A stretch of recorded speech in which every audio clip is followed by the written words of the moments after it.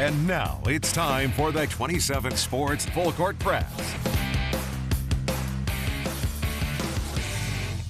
Welcome into Full Court Press. We're back at it week 8, I believe it is. And we're doing a lot better with the scores. Not 100% perfect yet, but we got some good games to get to. And we figured out the whole midseason tournament groove. Just so in time here for we the last are. week. Absolutely. Well, let's hit the ground running, shall we? That continued for some of our area teams, but we had a few solo games in the good mix ones too. at that. Yeah, some good ones.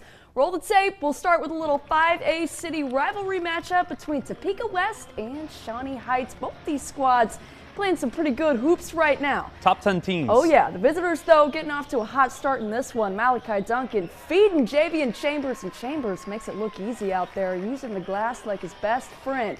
We got a little wild sequence here though. Looks like the Chargers get the steal, but Jared Sanchez using all of his 6'6" to pick off the pass and snag his own rebound. He's good, Caroline. Count the bucket, the foul, and the energy. More defense, more Sanchez. He's off to the races, but he'll pass the baton to Deacon Pomeroy for this one. The Oklahoma State baseball commit showing off his dual sport capabilities out there. Chargers needing some offense of their own, so they call Duncan's number, and he picks up the phone. Call answered. 3-point bucket will go, except tonight, Landon, was about the T-Birds. Shawnee Heights rolls on to win this one 66-48. 18 points. All right, so many people wanted more Ashton Rizzo highlights, so we sent her to Sabetha at Silver Lake tonight. You saw her there. The standout junior, Caitlin Haney, up to the senior Taylor Zordel. 60% of that time, that play works every time. Haney again, boy, is she good with the one-handed pass. Down to senior Ella Bolin. Another layup is good. Now the Eagles inbounding out to Haney. She can shoot it too. Look at her go. Man, she's turning into one of the better players in the area. Yeah, the three falls for the junior. And again on the inbounds, Haney playing underneath this time. The shot falls. And how good is this Silver Lake team? In the battle of the Birds, the Eagles, and upend the Jays in the girls' game. Silver Lake wins this one big, 76-30. All right, Lake. On to the boys' game. I was really excited about this matchup. Two teams I put in the I wouldn't want to play these guys tier. Let's start with the Eagles, and let's start with a corner three from Jared Johnson. The senior drills it on the opening possession. On the other end now, Sabetha entrusting sophomore Ike, Lady and the Tramp. Ike Tramp is his name. That's his full nickname. That's his middle name, I guess. He hits the turnaround jumper. Defense, I love the play of Kyler Wenger. Gets the turnover up to Tramp. Another pass to Brody Dieters. The layup is good. Heck of a team play. Now for Lake, they go down to DeAndre Rosano. I didn't know you were looking for more than 2 points. Rosano, Rosano. That's a great Toto song. Okay. He got the end one. This time to Brody Dieter. A floater. This game was tight. Jays lead after 3, but the home team prevails. Final score, Silver Lake 60.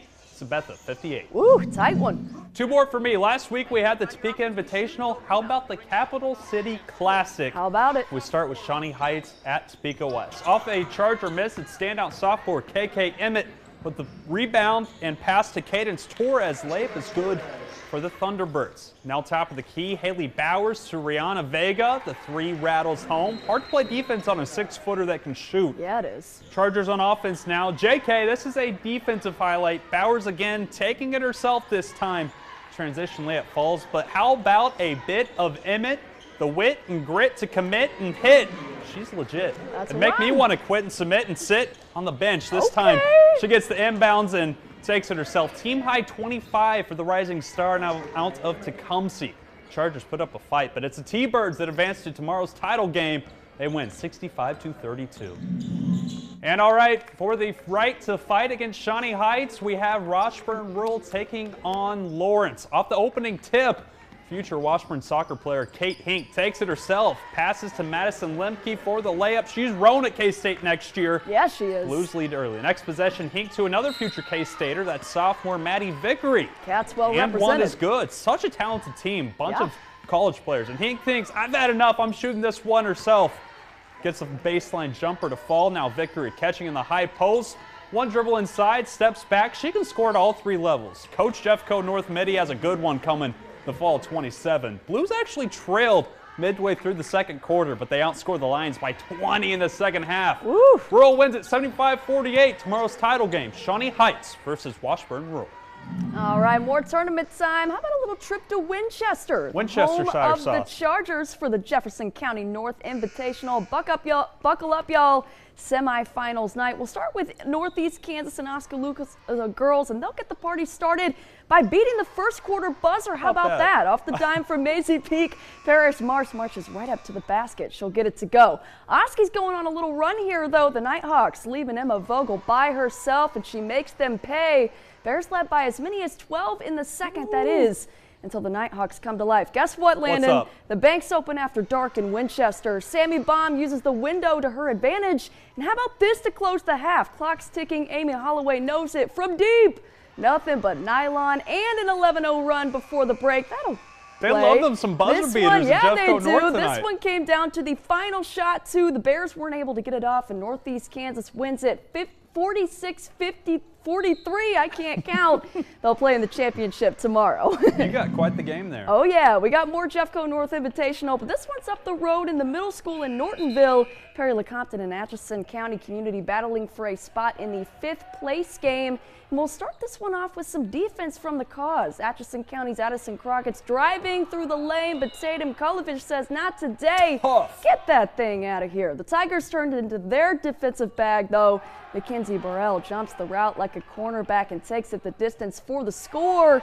Timeout cause. The lead is up to 12 now for the Tigers, but not if Devin Aldridge has something to do with it. Off the dish from Kendall Craig, muscling her way in. The first time's no good. Second time, though, is a charm. It was all Tigers from here, though. At least we thought.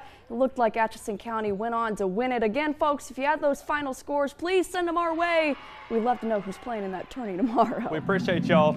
Back to the high school for the second Jeffco North Invitational semifinal. This one was fun. The Rossville Dogs and the Jeffco North Chargers themselves. Some district rivalry action in the mid-season tournament. Not a lot of scoring to get this one started.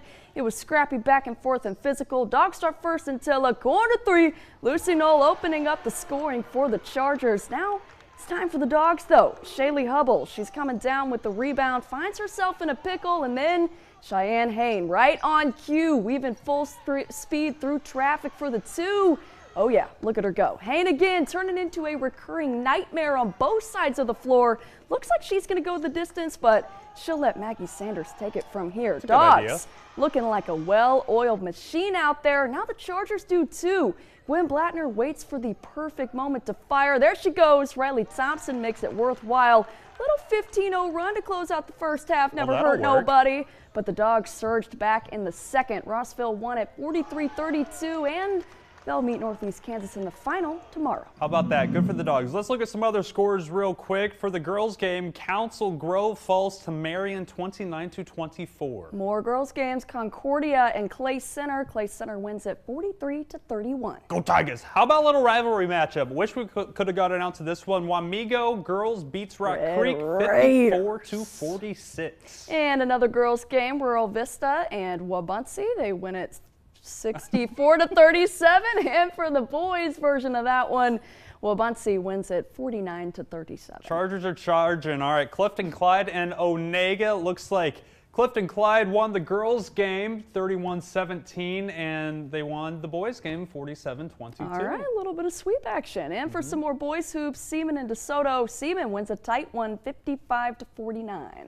And up north, Nemaha Central wins a tight one over Rossville. A couple borderline top 10 teams, 52-51. And that is your look at Full Court Press tonight. And we will be right back after this.